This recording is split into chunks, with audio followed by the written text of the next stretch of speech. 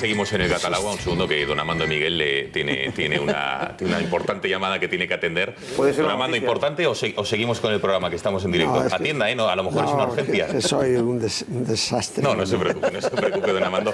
Son las cosas del directo y esto suele ocurrir. Bueno, aquí seguimos y vamos a ponernos serios porque yo creo que la ocasión lo merece. Hemos hablado a lo largo de esta semana del caso de esta anciana en Reus que falleció a los 81 años.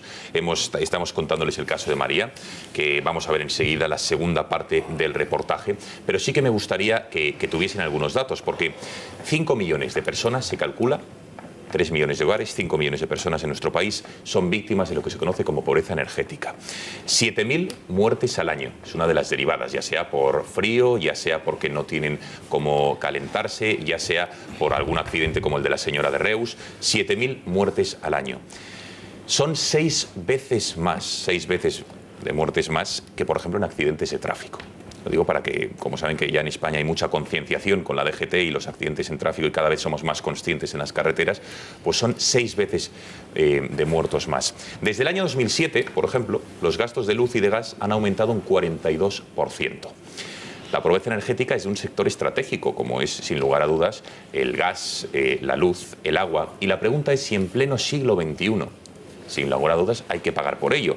Les vamos a poner ahora unos ejemplos que les decía el otro día en Moscú, por ejemplo. Tenemos una persona paga del recibo de la luz 21 euros y eso que tienen la calefacción central, 21 euros de electricidad con Moscú, con las temperaturas que hacen.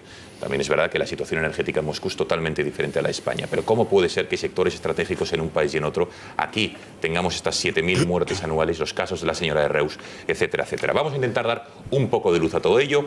Tenemos en nuestro plató a José Luis Sancha, que como saben es profesor de la Escuela de Ingeniería ICAI, autor del libro, lo puede enseñar, profesor, pues sí, Presume de conocer a fondo las facturas de luz y de gas, con lo cual, a ver si nos da un poco de luz de una cosa tan farragosa como son las facturas y también nos explica, mira, sugestiva también esta portada con un guante con el pulgar hacia arriba. Con el frío que hace va a venir bien. Sí. Bueno, profesor, cuéntenos, en primer lugar, ¿cómo definiría usted lo que es la pobreza energética de la que tanto estamos hablando? Ni idea, porque es que no lo ha definido nadie todavía. Podemos dar datos, pero claramente es una asignatura pendiente, no solo en España, sino en la Unión Europea. La Unión Europea habla de consumidores vulnerables. O sea, el concepto de pobreza energética está naciendo de abajo, de las organizaciones básicas, ¿no?, de los ciudadanos. La política no se ha enterado todavía de lo que es la pobreza energética, desgraciadamente. Vale, entonces más allá de que no se haya definido los políticos, ¿no?, someramente, ¿qué claves, o a su juicio, podría ser, por lo que usted ha investigado, ha escrito y sabe? Pobreza energética es el hecho de no poder, las personas que no pueden pagarse los suministros de un bien básico. Claro, como los recursos energéticos tienen un coste y hay familias que no pueden afrontarlos. Y eso se refiere fundamentalmente a la electricidad, pero también al gas, al petróleo, cualquier cosa que sea energéticamente necesaria dependiendo de las condiciones de la familia, ¿no? Bueno, dice usted que conoce a fondo las facturas de la luz y de la electricidad. No. ¿Presume usted?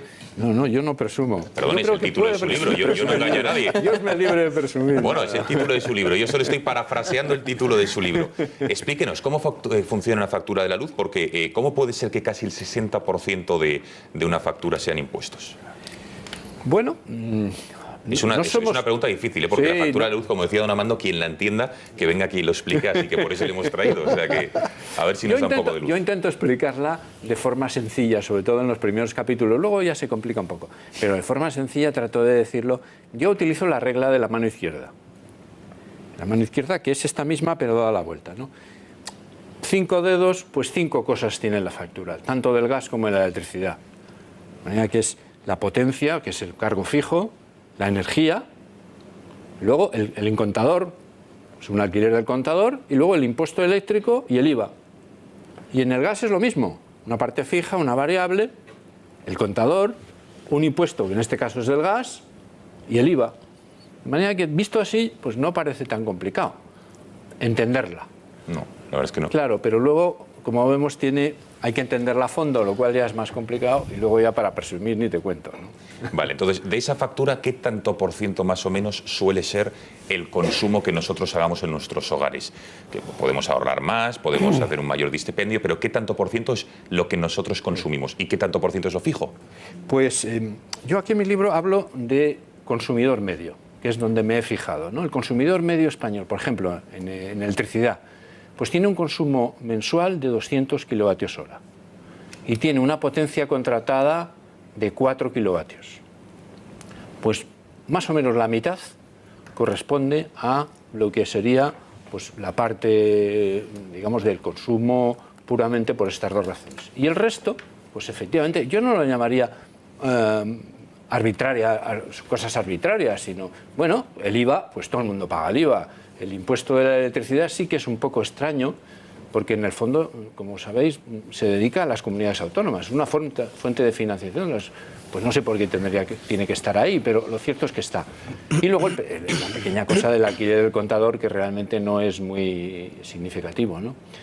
España, en ese sentido, sí es verdad que está en torno de los países más caros en electricidad. En gas está por la media de la Unión Europea, pero en electricidad claramente está en el pelotón de los más caros.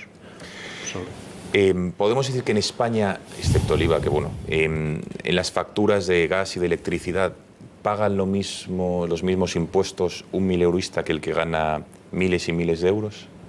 Bueno, en términos relativos sí, claro. En términos absolutos, naturalmente, pagan distinto. Pero en términos relativos, hombre, si algo tiene de bueno la factura eléctrica y la de gas es que es uniforme para todos los pertenecientes al Estado español. Hay, como saben, algunas partes que pagamos todos por el hecho de que los sistemas extrapeninsulares, la producción es más cara, pero la factura es única para todos y todo el mundo paga por los mismos conceptos y los mismos precios. Entonces, ¿se paga más cuanto más se consume? Eso evidentemente. Sí, en cuanto a impuestos, más allá de la parte fija, ¿no? Claro. ¿Y no cree que debería ser de otra manera, al ser un sector estratégico, o incluso algunos dicen que es un bien básico, que los que menos tienen deberían pagar menos más allá de su consumo por este bien? No se han establecido así, en la Unión Europea no se ha establecido así. Lo que se ha establecido es que cada uno tiene que, digamos, que ser responsable y pagar en función de lo que consume. Lo que sí que se ha establecido es este concepto que os decía antes de consumidores vulnerables, que es el que defiende la Unión Europea y que la propia ley española, la que ahora el Tribunal Supremo pues, ha corregido en alguna parte, pues establece que hay unos consumidores vulnerables. Lo que pasa que se ha definido, se ha diseñado este sistema del bono social pues mal. No atiende realmente a los casos que podemos identificar como pobreza energética, porque se fija en criterios que, bueno, pues son muy discutibles. Por ejemplo, tener menos de 3 kilovatios de potencia contratada. Pues eso no es un síntoma de pobreza energética, evidentemente. ¿Familia numerosa? Pues tampoco, porque hay familias numerosas que perfectamente pueden afrontar eso. ¿Parados de larga duración? Pues sí. ¿Jubilados con prestaciones mínimas? Pues probablemente también. Pero faltan criterios de renta, criterios sociales, criterios de necesidad. Lo hemos visto estos días. ¿Cómo deberían ser esos criterios? Lo digo para que el espectador los Claro, sepa. pues basándose en lo que es lo que decía antes, una definición de lo que es la pobreza energética, que naturalmente tiene que ser distinta para cada país y para cada situación. Fundamentalmente depende mucho del clima también, porque hay climas que necesitan muchísima más energía que otros, ¿no? Pues esos factores no están reflejados. Por ejemplo, otro caso típico es personas o familias que dependen críticamente de la electricidad para el punto de vista médico. Pues también tendría que estar contemplado eso. Y no está. Y por otro lado, y si me permites... Sí, por Dios. Hay otro factor, o sea, digamos, mal diseñado y luego... ¿Cómo se vehicula? Pues se vehicula a través de un descuento. Se descuenta a estas familias que están dentro del bono social, se les descuenta un 25% de la parte fija y variable, de los dos primeros dedos, ¿no? Claro, tampoco es un criterio eficiente, porque lo que hay que buscar, entre otras cosas, es que la vivienda de estas familias pues, sea eficiente desde el punto de vista energético. Pues no hay ninguna... No se tiene en cuenta ese factor y probablemente el aconsejar a estas familias desde el punto de vista de eficiencia pues tendría mucho mejores resultados. ¿Cómo es posible que desde el año 2007, desde hace 11 años, los gastos de luz y gas en los hogares hayan aumentado un 42%? Es una barbaridad, ¿no? Sí, Sí. Yo tengo unos datos un poco distintos, pero porque yo he empezado a analizar en el 2009. Y he cogido el 2009 sencillamente porque en julio del 2009 empieza realmente a funcionar un mecanismo de establecimiento de tarifas. Antes eran decisiones administrativas, pero en julio empieza, julio del 2009. Pues de julio del 2009 a los últimos datos que tengo, son de octubre de este año, efectivamente la electricidad del consumidor medio, yo siempre me baso en este concepto, pues ha subido un 33%. Y el IVA, perdón, el IVA, digamos, no sé cómo decirlo ahora, ¿no? El índice de coste de la vida. Ah, sí, el IPC. Sí. Pues ha subido un 8,8%. Es decir, que estamos hablando de que efectivamente la electricidad pues está aumentando pues del orden de 2 y 3 veces por encima de... Sí, sí. Pues no es bueno. Déjeme darle más datos. En el año 2015 se cortó la luz a más de 650.000 hogares en España. Año 2015. Y las eléctricas tuvieron más de 5.000 millones de euros de beneficio. Más allá de la injusticia que pueda suponer esto, que cada espectador sacará sus juicios y sus propias conclusiones, ¿qué le parece a usted?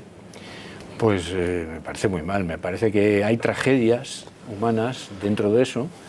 Y como decía antes, realmente la solución está viniendo de abajo. Quiero decir que son muchas veces asociaciones de vecinos y digamos, ciudadanos en general los que están promoviendo campañas para que no se corten a estas... Y están siendo efectivas. De manera que hay ya varias comunidades autónomas, ayuntamientos, que están llegando a acuerdos con empresas para que no se hagan esos cortes específicamente en invierno. Y yo creo que hay que aplaudir esto. Algunas incluso han tenido traslación en legislación propia. Pero, ¿qué pasa? Por ejemplo, en Cataluña, que es una de las más adelantadas en este sentido, pues hizo una ley específica para esto y un decreto. Pero luego el gobierno español lo impugnó y el Tribunal Constitucional le ha dado la razón. Pero por un tema competencial, no porque estuviese mal. Pero todo esto lo que hace es pues, retrasar y poner palos en la rueda, ¿no? O sea, hay que afrontarlo de otra forma, hay que liderar este movimiento, no hay que ponerle resistencia. Bueno, profesor, le invito a que se quede con nosotros porque enseguida vamos a abrir el debate y las preguntas y reflexiones que cada uno de nuestros analistas quiere hacerle, pero aparte del reportaje. Pero sí que me gustaría que tuviesen algunos datos, porque 5 millones de personas se calcula, 3 millones de hogares, 5 millones de personas en nuestro país son víctimas de lo que se conoce como pobreza energética. 7.000 muertes al año, es una de las derivadas, ya sea por frío, ya sea porque no tienen cómo calentarse, ya sea... Desde el año 2007, por ejemplo, los gastos de luz y de gas han aumentado un 42%. La pobreza energética es de un sector estratégico, como es, sin lugar a dudas, el gas, la luz, el agua. Y la pregunta es si en pleno siglo XXI, sin lugar a dudas, hay que pagar por ello. Les vamos a poner ahora unos ejemplos. Un desastre. No se preocupe, don Armando. Son las cosas del directo y esto suele ocurrir. Bueno, aquí seguíamos y vamos a ponernos serios porque yo creo que la ocasión lo merece. Hemos hablado a lo largo de esta semana del caso de esta anciana en Reus que falleció a los 81 años. Estamos contándoles el caso de María, que vamos a ver enseguida la segunda.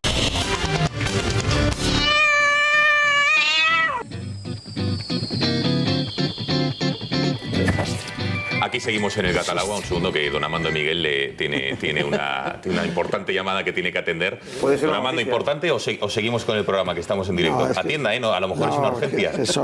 Por algún accidente como el de la señora de Reus, 7.000 muertes al año. Son 6 veces de muertes más que, por ejemplo, en accidentes de tráfico. Lo digo para que, como saben que ya en España hay mucha concienciación con la DGT y los accidentes en tráfico y cada vez somos más conscientes en las carreteras, pues son 6 veces de muertos más.